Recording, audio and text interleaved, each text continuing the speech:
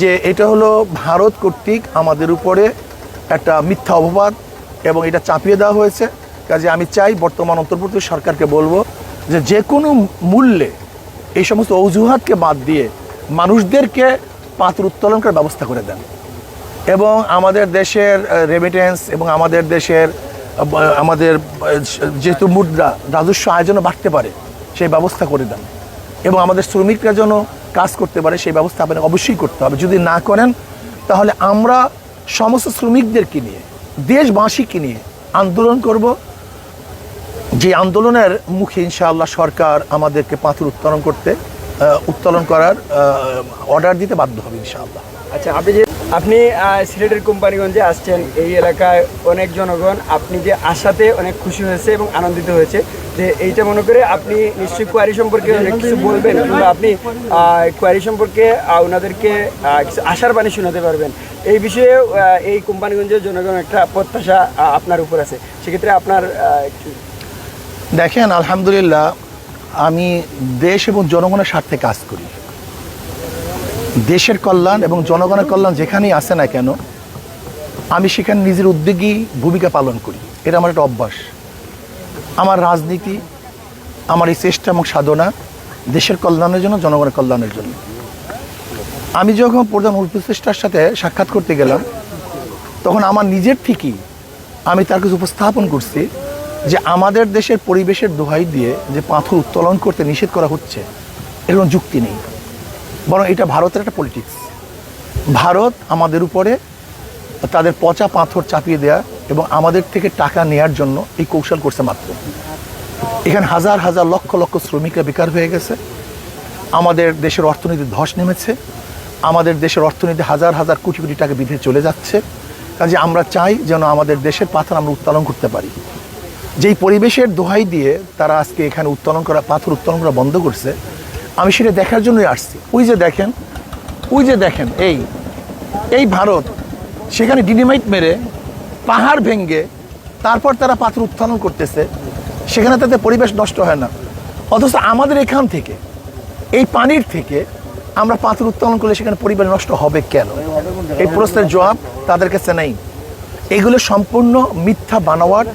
এটা হলো আওয়ামী একটা গোলামি সরকার ছিল, তাবেদারের সরকার ছিল, পাঁচাটা গোলাম সরকার ছিল। এটা হলো আমি মনে করি আমাদের দেশের স্বাধীন প্রাইম মিনিস্টার তিনি ছিল না, সে হলো ভারতের একটা মুখ্যমন্ত্রী ছিল।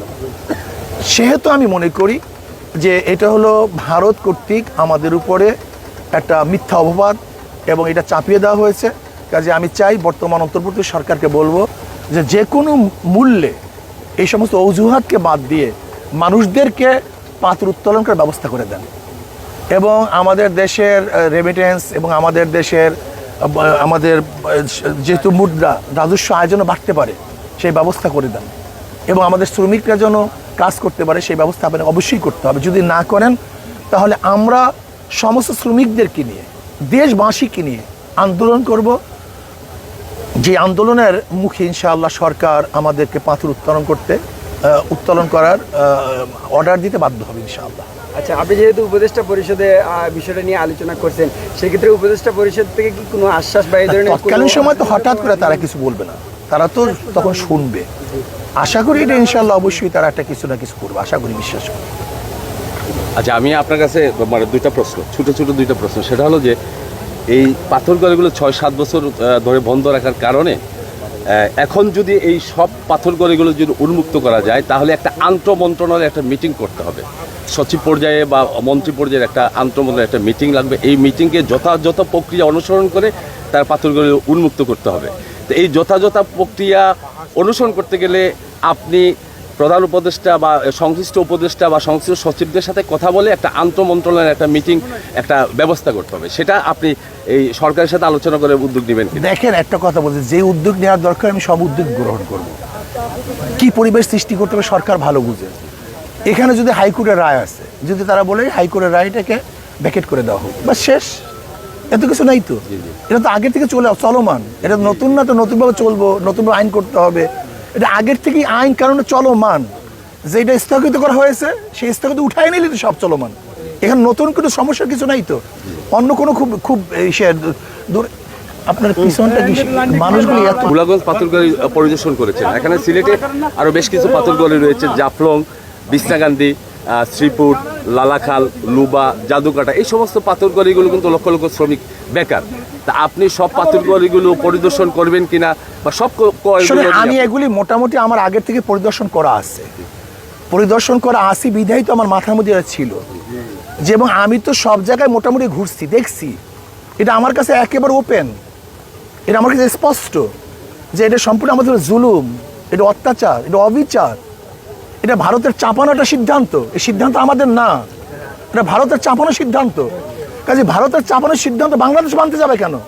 এটা আমাদের দেশের স্বার্থ, আমাদের সম্পদ আমরা উত্তোলন করব, আমাদের রাজস্ব আয় বাড়বে, আমাদের শ্রমিকরা তারা বেকার থাকবে না, তাদের খাদ্য বস্ত্র অন্যের ব্যবস্থা হবে। আমাদের শ্রমিকরা আজকে ক্ষুধার্ত অবস্থায় আত্মহত্যা করছে, এটা আমাদের জন্য সবচেয়ে বড় ডিফিকাল্ট ব্যাপার। আমি হতেই পারে না। সর্বশেষ একটা ছোট্ট একটা প্রশ্ন, সেটা হলো যে এই হাজার হাজার লক্ষ লক্ষ শ্রমিক বেকার হওয়ার কারণে বালু এবং পাথর উত্তোলন করতে পারতেছে না। আমার কোম্পানিগঞ্জ, বিছনাকান্দি, জাফলং বা বিভিন্ন কোয়ারিতে 40 থেকে 50টা বাড়কি নৌকা, তারা বালু উত্তোলন করে তারা জীবিকা নির্বাহ করে। অনলি 50 থেকে 100টা হবে। আমি প্রতিটা আইনশৃঙ্খলা কমিটির মিটিংয়ে এই নিয়ে ইউনো ওসি সাহেবের সাথে যুদ্ধ করি, তারপরেও প্রতিনিয়ত তারা অভিযান দেয়, মানুষ ধরে চালান দেয়, আপনার সাজা দেয়। এই তাৎক্ষণিকভাবে অন্ততপক্ষে শ্রমিকদের উপর যাতে কোনো নির্যাতন না হয় সেই বিষয়ে আপনি ডিসি এবং এসপি এবং সংশ্লিষ্ট সচিবদের সাথে একটু যদি কথা বলেন, তাহলে এই 3-4টা উপজেলার মানুষ উপকৃত হবে। দেখো, ইনশাল্লাহ আমি বলবো, আমি চেষ্টা করবো, ইনশাল্লাহ সবাইকে বলার চেষ্টা করবো ইনশাল্লাহ, এবং এটা যেন আমাদের সলভ হয়ে যায়, যে সমস্যাটা আছে স্থায়ী সলভ হয়, এই ব্যাপারে ইনশাল্লাহ আমি চেষ্টা করবো। আমার সাধ্য চেষ্টা করতে হবে। মনে রাখতে হবে যে শ্রমিকরা, যেহেতু এটা বিদেশে একটা আগ্রাসন, এটা ভারতের চাপানো একটা অবৈধ কাজে সে তো চেষ্টা করবে যেন এটা না হয়। আর ভারতের দালালরা তো সব জায়গায় আছে। আপনাদেরকে অবশ্যই মনে রাখতে হবে, আমাদের প্রত্যেকটা জায়গাতে, আমাদের প্রত্যেকটা শাখাতে কিন্তু ভারত কর্তৃক নিয়োজিত ব্যক্তিরা আছে, সব জায়গায় এরা ভারত কর্তৃক নিয়োজিত। কাজে ভারত কর্তৃক নিয়োজিত কোনো আমলারা চাইবে না যে এখান থেকে আমাদের রাজস্ব আয় হোক, আমাদের শ্রমিকরা এখানে খাটুক, আমাদের ব্যাংকিং অবস্থা আরও ভালো হোক, আমাদের রিজার্ভ বাড়ুক। এটি কিন্তু আমাদের ভারত কর্তৃক আমলারা চাইবে না। তারা বিভিন্ন কজ দেখাবে, অথচ শত শত বছর পর্যন্ত এখান থেকে পাথর উত্তোলন হয়ে আসছে, তখন পরিবেশ নষ্ট হয় না। হঠাৎ করে পরিবেশ নষ্ট হওয়ার কারণটা কি?